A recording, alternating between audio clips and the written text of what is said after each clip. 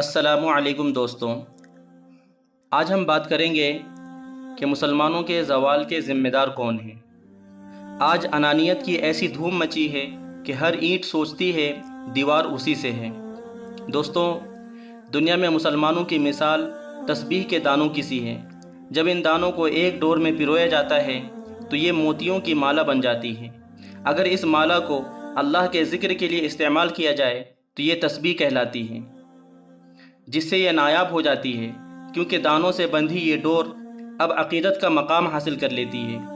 کوئی اس کو ادب و احترام سے اپنی آنکھوں سے لگاتا ہے تو کوئی چوم کر محبت ظاہر کرتا ہے، اور یہ عبادت کا حصہ بن جاتی ہے جسے دیکھ کر اللہ یاد آتا ہے۔ اگر وہی تسبیح کے دانے ٹوٹ کر بکھر جائیں تو یہ بے مول ہو جاتے ہیں۔ دوستوں، بالکل اسی طرح ہم مسلمان بھی تسبیح میں پروئے ہوئے دانوں کے جیسے ہیں۔ بھلے ہم دنیا کے کسی بھی کونے میں کیوں نہ ہوں، لیکن ایک دوسرے سے ایمان کی ڈور میں بندھے ہوئے ہیں، اور یہی ڈور ہے جو ہمارے وجود کی پہچان ہے، ہماری طاقت اور کامیابی کا راز ہے۔ جب تک ہم مسلمان ایک ہیں، ہماری سوچ، ہمارے اعمال نیک ہیں اور ہم ایک دوسرے کی طاقت بن کر کام کریں گے، اس وقت تک ہمیں دنیا کی کوئی طاقت نقصان نہیں پہنچا سکتی۔ نہ ہی دنیا کے کسی بھی کونے میں ہم ناکام کہلائیں گے، اور نہ ہی ہمارا شمار مظلوموں میں کیا جائے گا۔ لیکن افسوس، آج ہمارے ایمان کی ڈور اتنی کمزور ہو چکی ہے کہ ہم تنکوں کی طرح فرقوں میں تقسیم ہو چکے ہیں، مسلکوں میں الجھ کر اپنی حقیقی پہچان کھو چکے ہیں۔ آج ہم تسبیح کو تو بڑے ہی ادب و احترام سے اپنی آنکھوں سے لگا کر رکھتے ہیں، لیکن خود اس قدر بکھر چکے ہیں کہ دشمن ہمیں اپنے پیروں تلے روند رہا ہے، اور ہماری اوقات زمین پہ رینگنے والے حقیر کیڑے سے بدتر ہو گئی ہے، اور ہم ذلت و رسوائی بھری زندگی گزارنے پر مجبور ہو چکے ہیں۔ اپنے ماتھے پہ دہشت گردی جیسے جھوٹے الزامات لگائے گھوم رہے ہیں، جس کی وجہ سے ہم جگہ جگہ ستائے، ڈرائے اور مارے جا رہے ہیں۔ ماب لانچنگ جیسے وحشیانہ مظالم کے شکار ہو رہے ہیں، اور افسوس کی بات تو یہ ہے کہ ان سب کی وجہ دوسروں سے زیادہ ہم خود ہیں، کیونکہ آج ہم میں اتحاد نہیں رہا، ایمانداری، تقوی و پرہیزگاری، قوم کی خاطر جان و مال قربان کرنے والا جذبہ نہیں رہا، نہ ہی ہمارے دلوں میں ایک دوسرے کے لیے عزت و احترام باقی رہا۔ دوستو، خود کو تو ہم دیندار، مومن اور مسلمان کہتے نہیں تھکتے، لیکن آج ہماری نیتوں میں کھوٹ آ چکا ہے۔ انانیت کے چلتے ہم اتنے بزدل، مفاد پرست اور لالچی بن چکے ہیں کہ دین سے بھی دور ہوتے جا رہے ہیں۔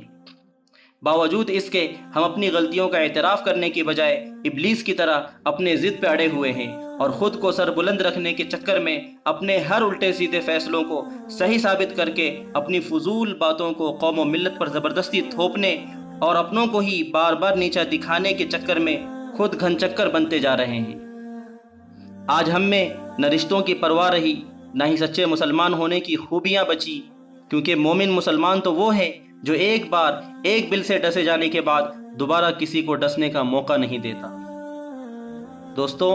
بھلے ہم اپنے اندر جس قدر بھی ہمدردی کا جذبہ رکھیں، دوسروں کی غلطیوں کو معاف کرنے کی صفت کے مالک ہوں، پھر بھی ہماری سمجھ بوجھ جو اللہ نے ہمیں عطا کی ہے اور ہمارا اسلام ہمیں اس کی اجازت نہیں دیتا کہ ہم بیوقوف بن کر بار بار ڈسے جائیں، ادنا سے دشمن کے شکار بنتے جائیں۔ لیکن لعنت ہے ہماری عقل پہ کہ ہم بار بار ڈسے جا رہے ہیں، سب کچھ جانتے بوجھتے ہوئے بھی دشمن کی سازشوں کا شکار بنتے جا رہے ہیں، اور یہ کسی بھی باشعور انسان اور مومن و مسلمان بندے کی علامت نہیں ہے۔ دوستو، شاید آج ہم میں وہ شعور ہی نہیں رہا، اس لیے آج ہماری گردن پہ دشمن تلوار تانے کھڑا ہے، اور ہم اس کے بازو کاٹنے یا خود کو اس خطرے سے بچانے کی بجائے اپنے ہی مسلم بھائیوں کے گریبان پکڑے ہوئے ہیں۔ نہ جانے ہماری عقل، ہماری سوچ و فکر پہ یہ کون سی غفلت سوار ہے جو آنکھ اور کان جیسی عظیم نعمت رہتے ہوئے بھی موجودہ حالات سے خود کو اس قدر غافل دکھا رہے ہیں کہ مانو ہمیں سانپ سونگھ چکا ہو۔ دوستو، جبکہ چھوٹی چھوٹی باتوں کو لے کر اپنے دیندار اور حق پرست بھائیوں کے لیے ہماری زبانیں تیز دھاری تلوار اور لہجے نوکیلے تیر بن جاتے ہیں، تو آخر کیوں ہم اس کے برعکس فرقہ پرست طاقتوں کے درمیان پالتو جانور بن کر رال ٹپکانے لگتے ہیں؟ اور یہ تو ہندوستان کے ہر گوشے کا حال ہے، کہیں انا پرستی کی لڑائی ہے تو کہیں اپنوں کی منافقت، قوم کو نقصان پہنچا رہی ہے، اور کہیں مٹھی بھر افراد کی مفاد پرستی، پیسے، عہدے اور ترقی کی لالچ، تو کہیں ذات پات، فرقہ بندی اور مسلک کو لے کر اختلافات ہماری قوم کو اور ہماری قومی شناخت کو کمزور کرنے کا کام کر رہی ہیں۔ اور ہماری قوم کی یہی وہ تمام بنیادی خامیاں ہیں جو ہمارے مستقبل کو تاریک بنا رہی ہے۔ دوستوں، ہم میں روز بروز جنم لینے والی انا پرستی نے ہمارے حقیقی وجود کو مٹا کر رکھ دیا ہے، جس کی وجہ سے ہماری قوم اور ہماری سیاسی طاقت دونوں خطرے میں ہیں۔ آج ہم میں نہ تو کوئی قابل باصلاحیت قائد موجود ہے، نہ ہماری صحیح رہنمائی کے لیے مخلص رہنما نظر آتے ہیں۔ بس ہر ایک کو اپنی اپنی انا پرستی، فرقہ بندی اور مسلک کی پڑی ہے،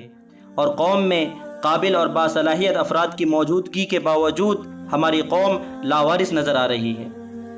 کیونکہ ہم نے اپنی ناسمجھی، نادانی اور انا پرستی کی وجہ سے اپنے ہی ہاتھوں اپنے محبوب وطن کو تھالی میں سجا کر فرقہ پرستوں کے ہاتھوں میں سونپ دیا ہے،